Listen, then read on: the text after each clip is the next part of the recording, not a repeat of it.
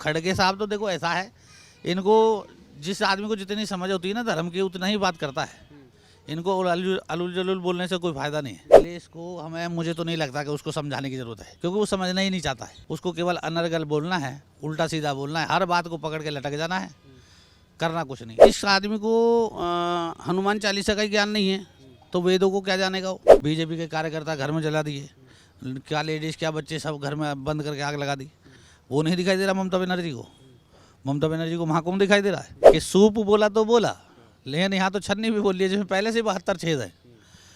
क्योंकि भाई लालू को ज्ञान है किसी चीज़ का, लालू को चारा खाने से फुर्सत है जो उसे पता चलेगा कि भाई कुंभ कैसा होता है। एक अभी नौटंकी बंद हुई है ना केजरीवाल की, अभी धीरे धीरे देखना सबकी नौटंकी बंद हो जाएगी। नमस्कार, मैं सचिन कुमार और आप देख रहे हैं सौगंध टीवी। महाकुंभ पे जिस तरह से विपक्ष के लोग सवाल पे सवाल उठा रहे हैं, बयानबाजी कर रहे हैं, पंडित जी से जानेंगे कि जो इस तरह की बयानबाजी की जा रही है वो सही है महाकुंभ को लेके? क्या लगता है जिस तरह से बयानबाजी कर रहे हैं विपक्ष के लोग, ये सही है करना? महाराज देखिए, विपक्ष का काम होता है सरकार को बदनाम करना, सरकार के अंदर ना होने के बावजूद भी कमियां ढूंढना, लेकिन वो अपने अंदर गिलेबान को झाँक कर नहीं देखते हैं कि उनके अंदर कितनी कमियां हैं। और या उन्होंने जब कुंभ कराया था, जब क्या भगदड़ हुई थी, कितने मरे कितने जिए, उन्होंने कभी आंकड़ा दिया? ना कोई सवाल उठाया।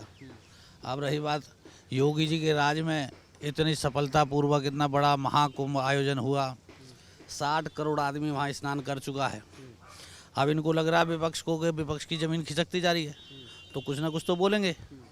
अब कुछ में उसमें अनर्गल कुछ भी बोल दो, बोलने वाले का मुंह थोड़ी पकड़ते हैं, मारने वाले का हाथ पकड़ लेते हैं, लेकिन बोलने वाले की ज़बान नहीं पकड़ी जाती। अखिलेश जी का एक और बयान आता है कि ये महाकुंभ पैसे कमाने के लिए करवाया गया है।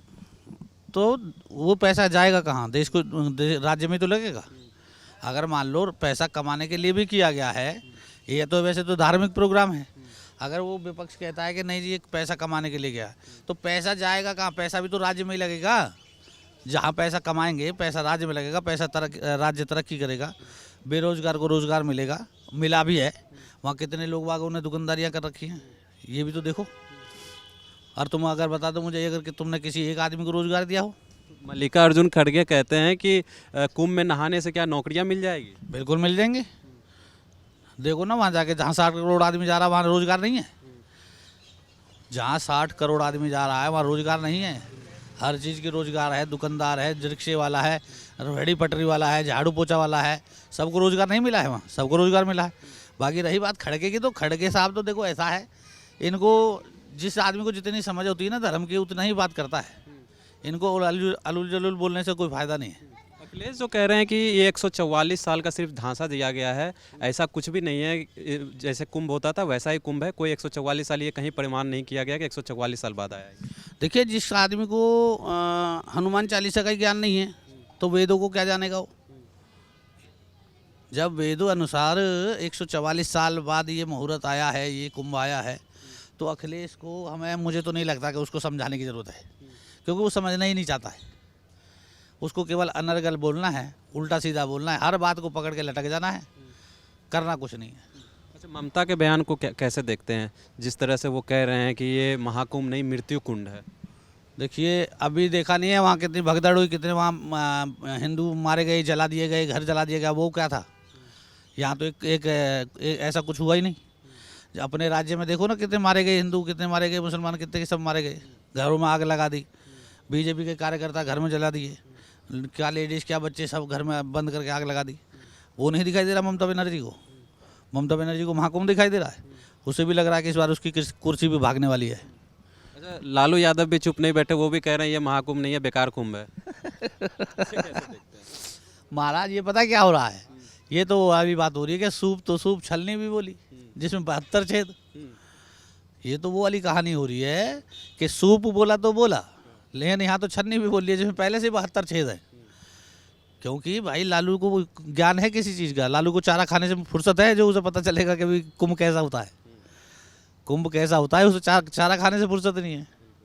जेल में रहने के बाद पूछो ना जरा कि जेल में भी तो कुंभ था, जेल में कुंभ मनाया कि नहीं मनाया।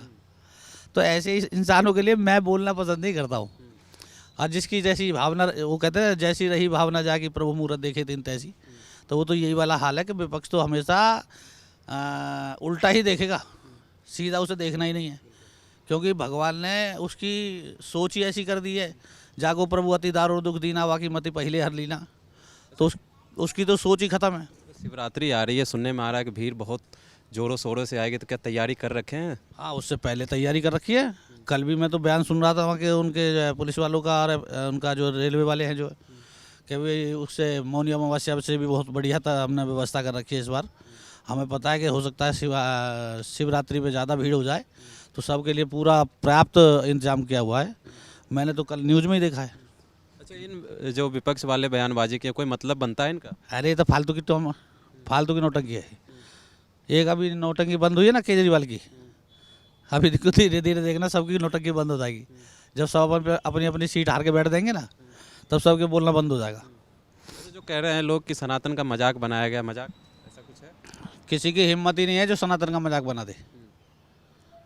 सनातन उसका मजाक बना देगा? है किसी की औकात या किसी की हिम्मत कि जो सनातन का मजाक बना दे? सनातन अपने आप में ही महान है। और महान जो है ना, क्या होता है, जो कहते हैं ना हाथी चला बाजार कुत्ता भोके हजार, तो वो तो ऐसी हालत है। सनातन कभी पलटवार नहीं करता है। सनातन तो सोचता है सबको अपने अंदर समेट के चलो। अब कोई क्या बकवास कर रहा है करने दो, उससे कोई फ़र्क नहीं पड़ता। तो जैसा कि आपने देखा, पंडित जी का कहना है कि विपक्ष का काम है बयानबाजी करना, उनके बयानबाजी करने से सरकार को अन्ना महाकुंभ पे कोई फ़र्क पड़ने वाला है। और ऐसे ही तमाम खबरों के लिए बने रहे हमारे साथ, देखते रहें सौगंध टीवी। धन्यवाद। आप देख रहे हैं सौगंध टीवी, सौगंध वतन की।